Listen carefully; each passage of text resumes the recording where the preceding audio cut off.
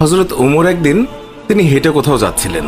কিছু দূর যাওয়ার পরেই দেখলেন এক বৃদ্ধাকে। বৃদ্ধা কি যেন বিড়বিড় করছে। হযরত ওমর তার কাছে গেলেন, তার খোঁজ খবর নিলেন, জিজ্ঞাসা করলেন, আচ্ছা বুড়িমা, খলিফা ওমর সম্পর্কে তোমার ধারণা কি? বুড়ি হযরত ওমরকে আগে কখনো দেখেনি, তাই তাকে সে চিনতে পারেনি। বুড়ি হযরত ওমরের কথা শুনে কিছুটা বিরক্ত হলো। বলল, ওমর টোমর দিয়ে আমি কি করব? আমার কি এমন ঠেকা পড়লো যে আমার তার খবর নিতে হবে? নিজের চিন্তায় বাঁচি না। বুড়ির কথায় ছিল রাগ আর অসন্তোষের ছাপ। হযরত ওমর আবার তাকে জিজ্ঞাসা করলেন, বুড়িমা, ওমরের উপর তোমার এত রাগ কেন?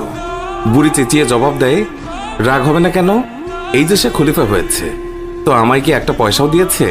নাকি কোনোদিন আমার খোঁজ খবর নিয়েছে যে আমি কি হালতে আছি? ও মানুষ না।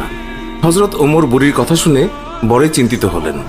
ঠিকই তো, আমি তো তার তেমন খোঁজ খবর নিতে পারিনি। তিনি কিছুটা নরম হয়ে বুড়িকে আবার জিজ্ঞাসা করলেন, আচ্ছা, তুমি কি অবস্থায় আছো ওমর কি করে জানবে? তুমি গিয়ে ওমরকে সব জানিয়ে আসলেই তো পারতে।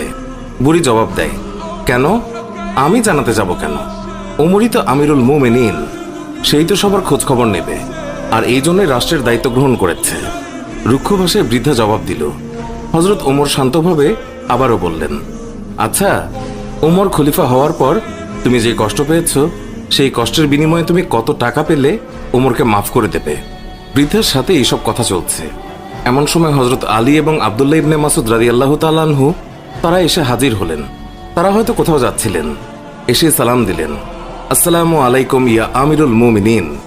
আগন্তুক দুই ব্যক্তির মুখে আমিরুল মুমিনিন শব্দ শুনে বৃদ্ধা তাজ্জব হয়ে গেল। সে ভয়ে কাঁপতে লাগলো আর ভাবতে লাগলো যে ওমরের সামনে তাকে এত গালমন্দ করেছে। দারুণ অনুতপ্ত হলো বুড়ি। হযরত ওমর বৃদ্ধাকে সান্ত্বনা দিলেন আর বৃদ্ধার হাতে 25টি স্বর্ণ মুদ্রা দিয়ে বললেন, বুড়িমা, তুমি এই চামড়ায় লিখে দাও যে কিয়ামতের দিন ওমরের কাছে আমার কোনো দাবি নেই।